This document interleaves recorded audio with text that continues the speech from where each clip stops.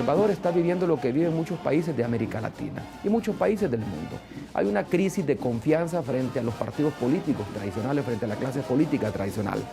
La gente tiene necesidad de cifrar sus esperanzas de que un liderazgo de nuevo tipo, no vinculado con los partidos políticos tradicionales, no solo no vinculado con la guerra, sino que no vinculado con los partidos políticos tradicionales, con la forma tradicional de hacer política, pueda llegar a representar sus más caros intereses, pueda de alguna manera recoger sus anhelos, su deseo de cambio.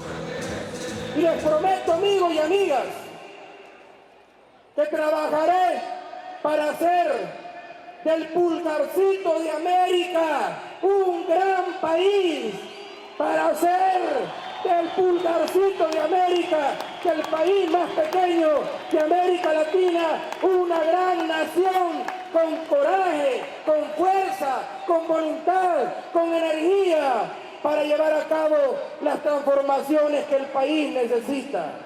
Yo no estoy planteando la construcción de ningún tipo de socialismo. El FMLN, en sus estatutos, se define como un partido socialista y revolucionario.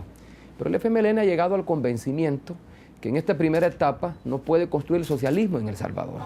Para construir el socialismo en El Salvador se requeriría un mayor desarrollo de sus fuerzas productivas, que no esté alimentado por un crecimiento de la demanda interna como resultado de las transferencias familiares que hace cerca de la tercera parte de la población que vive en los Estados Unidos y que por una razón de solidaridad envía dólares a sus familiares que viven acá en el territorio nacional, y eso mantiene a flote la economía. Ese tipo de crecimiento no se puede sostener en el largo plazo. Lo que estamos planteando es de que la economía salvadoreña funcione, transformar la economía actual atrasada en una economía dinámica y competitiva, lograr que el crecimiento de la economía no llegue a unos cuantos grupos económicos que son los que se han estado sirviendo con la cuchara más grande en todo este tiempo. Apostarle, por lo tanto, a políticas redistributivas del ingreso que hará posible reducir la tremenda desigualdad social que existe en el país. De acuerdo al Programa de las Naciones Unidas para el Desarrollo, somos el país de América Latina con los niveles de desigualdad mayores. Tenemos que recortar esa brecha social y permitir que grandes contingentes de población, ahora excluidos y marginados del desarrollo económico, tengan acceso a él.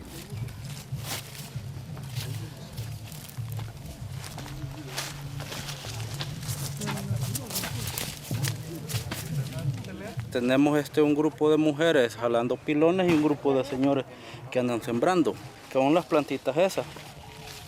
Ahí es donde nosotros le entramos a repoblar lo que es la área de los cafetales, porque son áreas que tenemos que están perdidas, ¿verdad?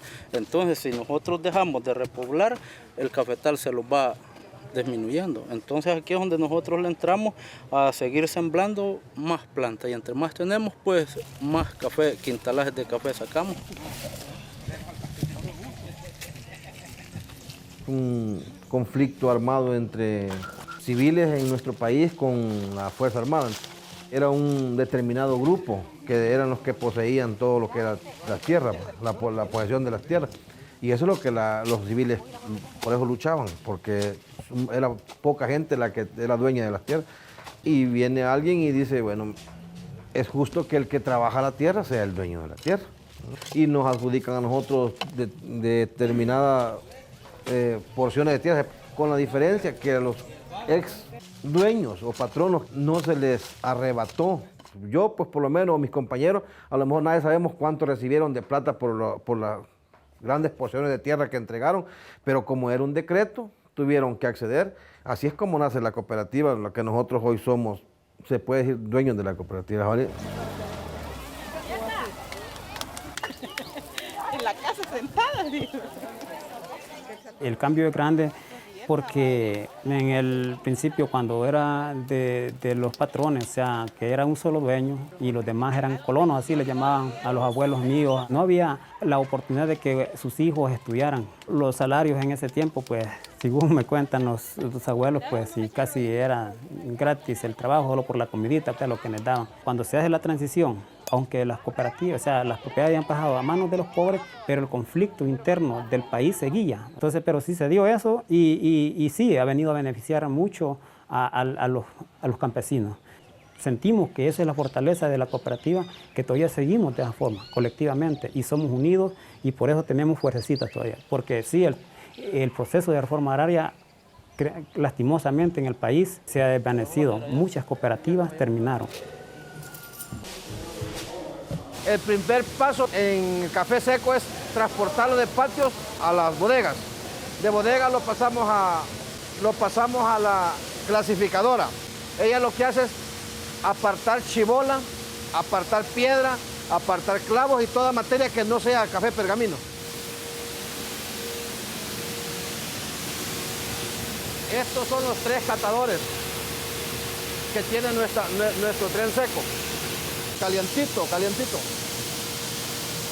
Tenemos el conductor que conduce a la clasificadora, que se llama Oliver. Ella lo que hace es clasificar el café que menos pesa, como el quemado, como el brocado, todo el que tenga daño lo traslada al lado izquierdo. Hay una máquina que trabaja por color.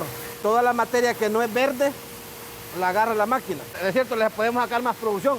Es lo mismo, solamente pues que es más seguro que lo haga el ser humano, y también las cooperativas en sí no nacieron para que se hagan grandes funciones de lucro, sino para que la gente tenga trabajo.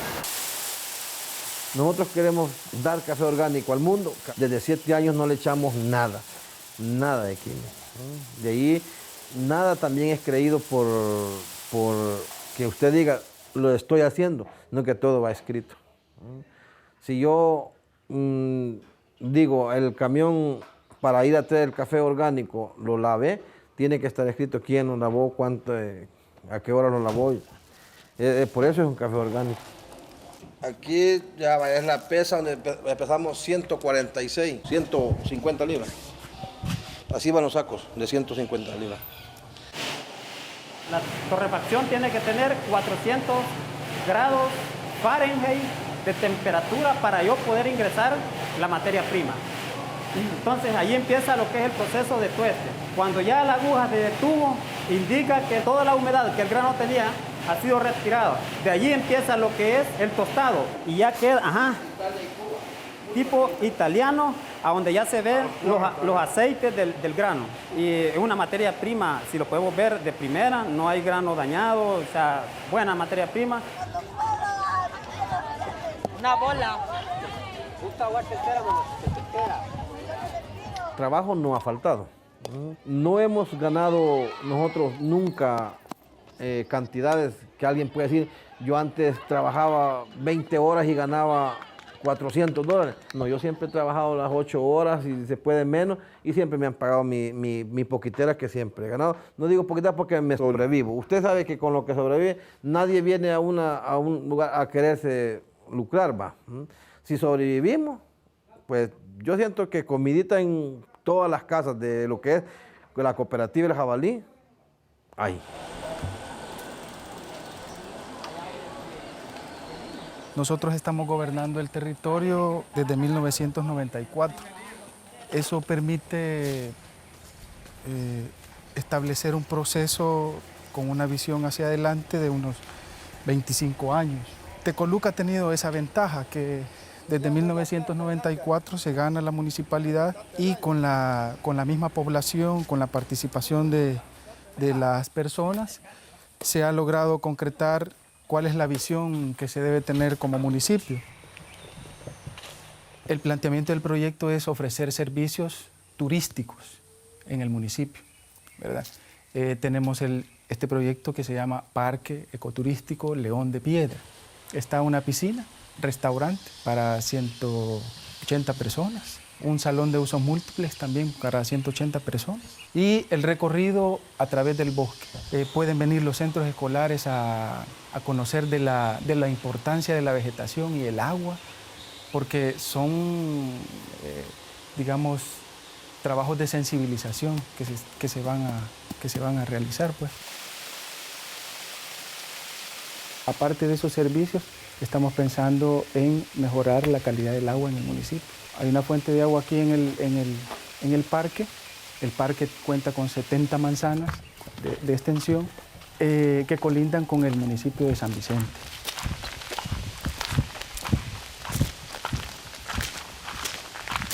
Esta es una hacienda además de ser una hacienda ganadera, contemplaba como 3 fincas cafetaleras. Y esta hacienda, digamos, era de la propiedad de los señores Angulo Figueroa. Todos los habitantes que contemplaban 3 caseríos acá éramos colonos. Es decir, trabajábamos para tener derecho a una media manzana de tierra para cultivar granos básicos, teníamos que tener 1 año de trabajo sin perder un día. Cuando ya se arrecella el conflicto acá, esta propiedad era de los Angulos y la abandonaron. Hoy, después de la guerra, con los asentamientos humanos que hicieron, nosotros vimos que el agua era vital y que habían 6 comunidades que se abastecían de este vital líquido. Y empezamos la gestión si nos podían permitir dar en comodato esta propiedad, que son 70 manzanas. Con el Ministerio del Medio Ambiente fue más posible la negociación y es así como se obtiene ahora esta propiedad, que son 70 manzanas. El pueblo tiene una gran expectativa con los cambios que se pueden dar, que eso no se van a ver de la noche a la mañana, pero es posible. Es posible porque ha quedado una vez en la historia marcada que cuando el pueblo decide pueden hacerse las cosas. Y eso nos ha quedado claro en este momento. El pueblo dijo un basta ya al partido oficial y ha puesto un gobierno de izquierda. Entonces hay muchas expectativas, pero sabemos que no va a tener las herramientas como para poder solucionar los problemas de inmediato. Pero es posible.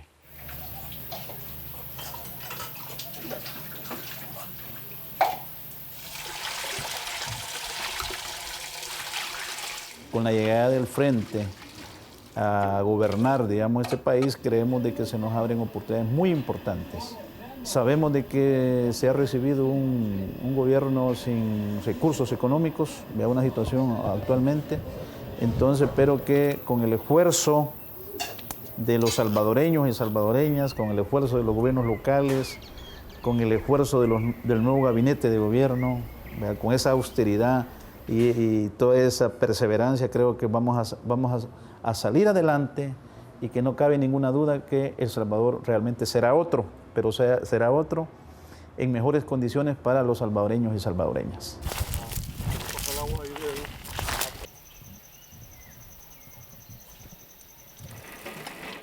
Esto se llama bicibomba. Esta forma de sacar agua es una ayuda para nosotros, es más fácil, porque antes nosotros lo hacíamos a pura mano y entonces costaba más. Este método, hasta mis niñas me ayudan, pues si no estoy yo, ellas fácilmente, digamos, hacen funcionar la bicibomba y tienen el agua los animales.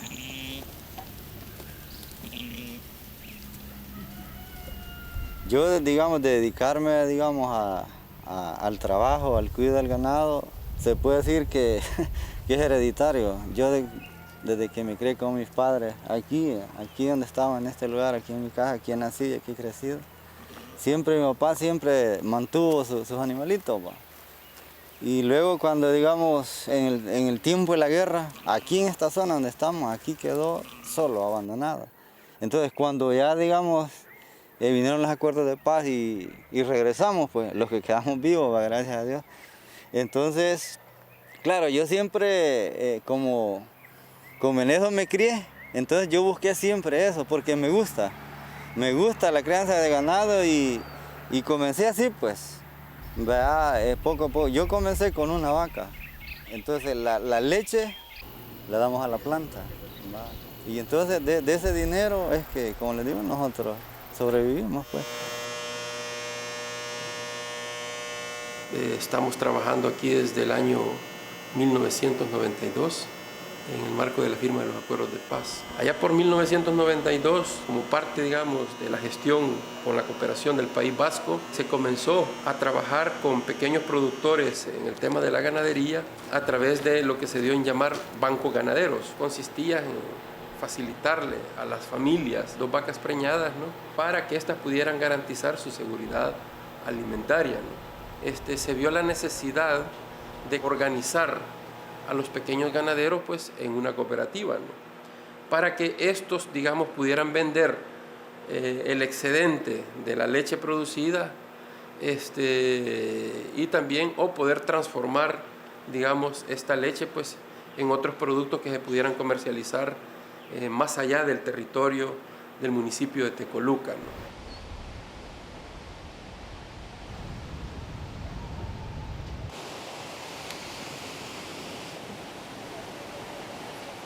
Nosotros como pescadores artesanales, lastimosamente no podemos competir contra estas grandes empresas, porque las empresas grandes, los industriales con sus barcos, ellos capturan y depredan el producto que nosotros capturamos con nuestras redes.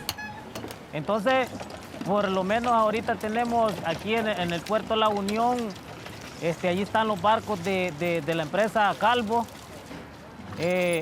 más que todos los atuneros. Años atrás, si bien recuerdo, ya tengo como 17 años de ser pescador ya. Antes topaban a nuestras costas los cardúmenes de atún.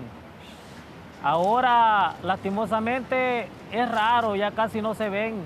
Pero es por eso, porque los barcos atuneros arrasan con la mayoría, pero aún así, nosotros siempre vamos saliendo adelante.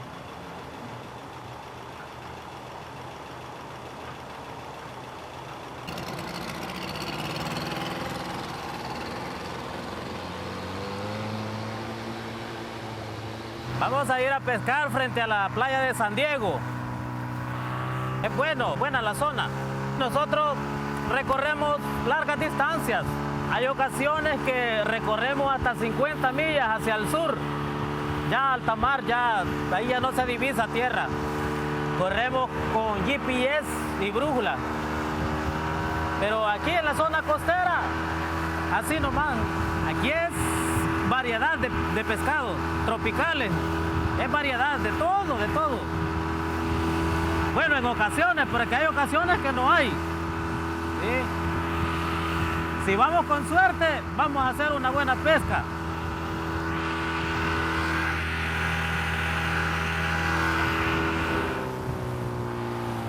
Ellos son compañeros de la misma empresa. Vamos a ir a saludarlos.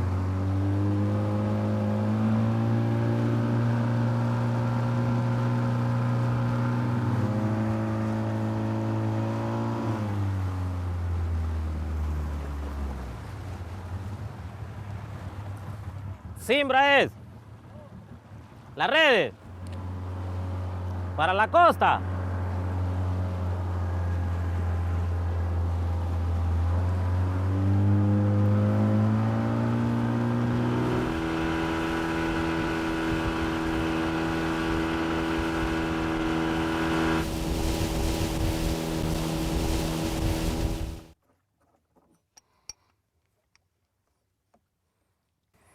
Siempre hacemos uso de una pequeña brújula, aunque esto más que todo cuando vamos mar afuera, hacia alta mar.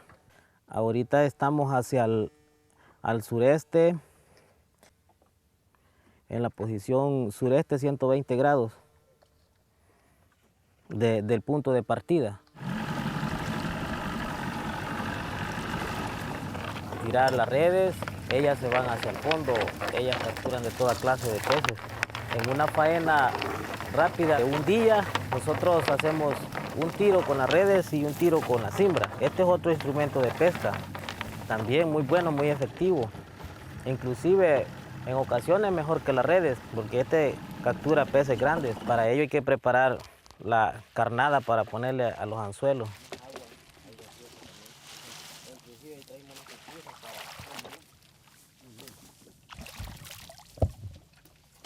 Entonces vamos a...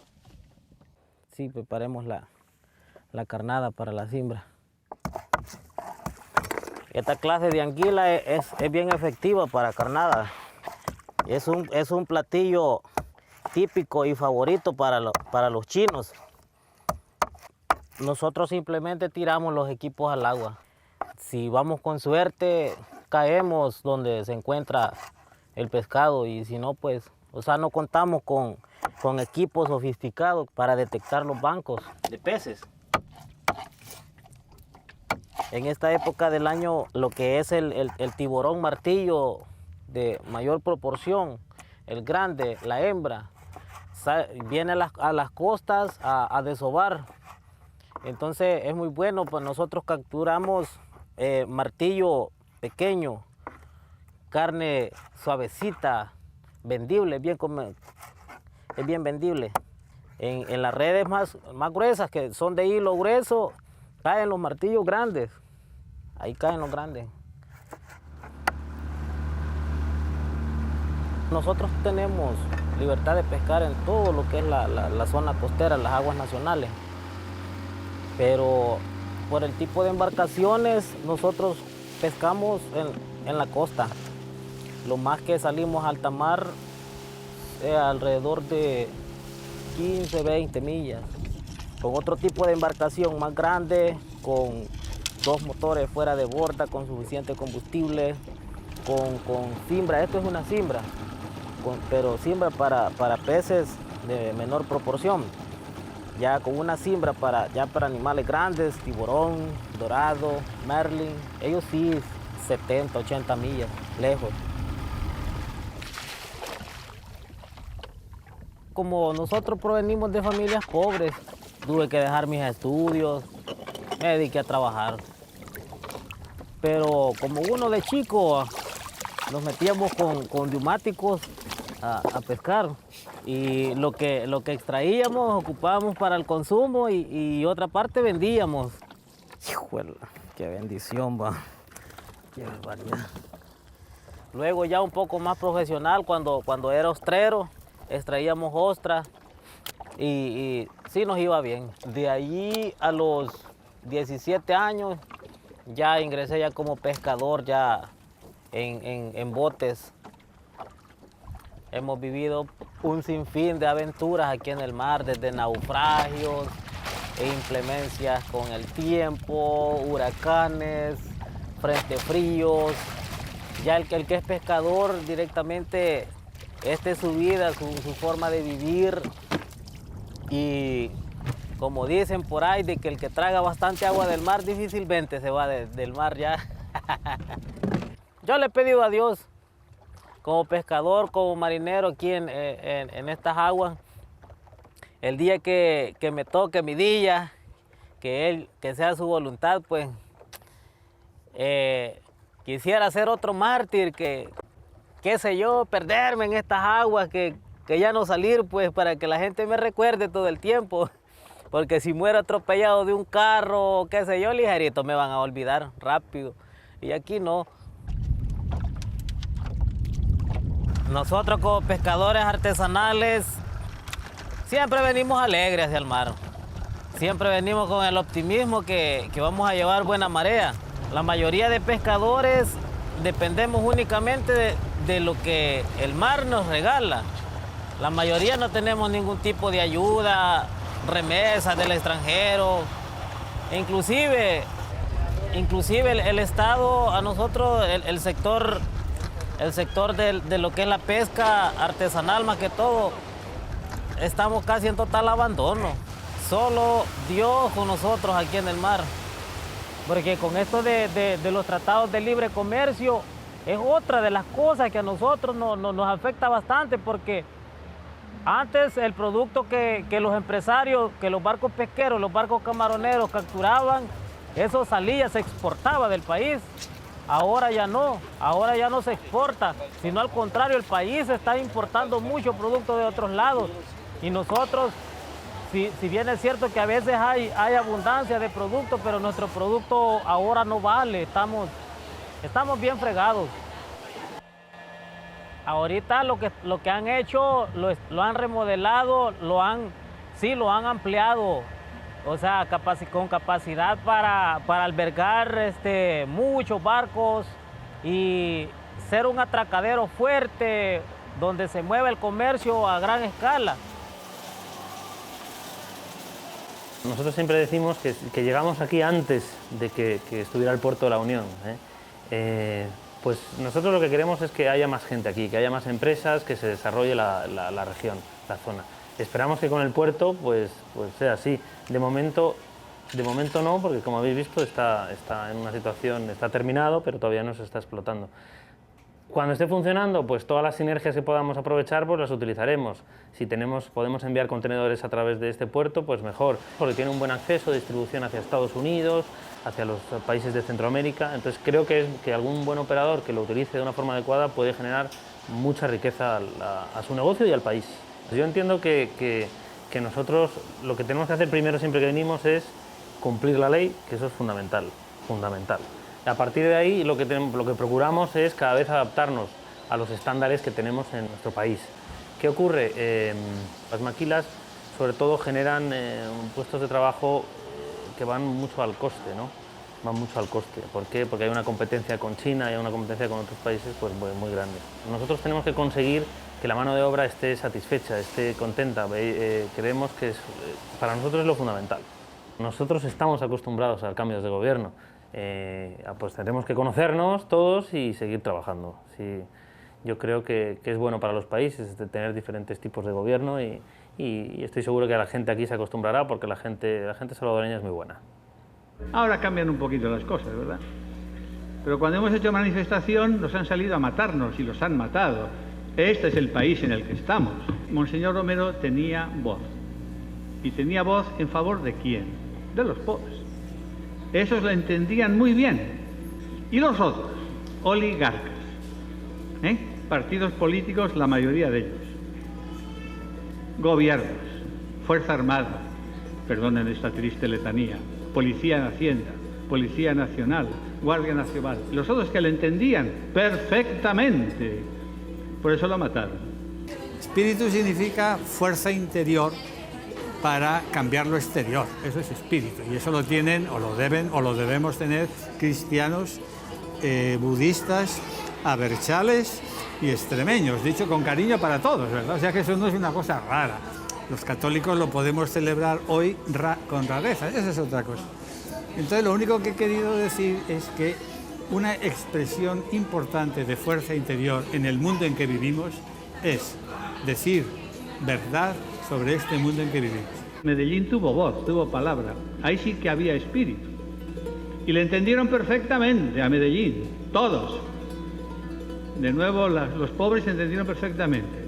Y el gobierno de Estados Unidos y los europeos, que siempre o casi siempre se lavan las manos, felices porque se puede echar la culpa a los gringos, ¿verdad? También entendieron perfectamente a Medellín y por eso dijeron, un vicepresidente de Estados Unidos del año 68, hay que acabar con Medellín. ¿Y por qué? Porque entendieron. Gerardo Valencia Cano, Colombia, 1972, anduvo entre campesinos, lo mataron. Enrique Angelelli, Argentina, 1976, lo mataron. Carlos Ponce de León, Argentina, 1977, lo mataron. Juan Gerardi, el que habló de las víctimas en Guatemala, lo mataron, 89. Joaquín Ramos, El Salvador, los militares no lo toleraron y lo mataron. Ojalá, yo espero que haya nuevos rumbos en cosas importantes. No creo en soluciones, es evidente, así abstractas, pero que la gente tenga espíritu, ¿verdad? Y vamos a seguir, ustedes con la máquina esta que tengo delante, ¿verdad? Y yo pues con el lambón ahí en la capilla. Y los maestros con los maestros, enseñando, diciendo verdad, explicando bien la historia.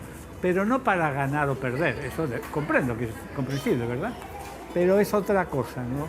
Entonces, lo que yo deseo, lo que pongo en forma de oración, ya que somos de estos, es que realmente actuemos con espíritu de cierta ilusión, no barata, no de regalo.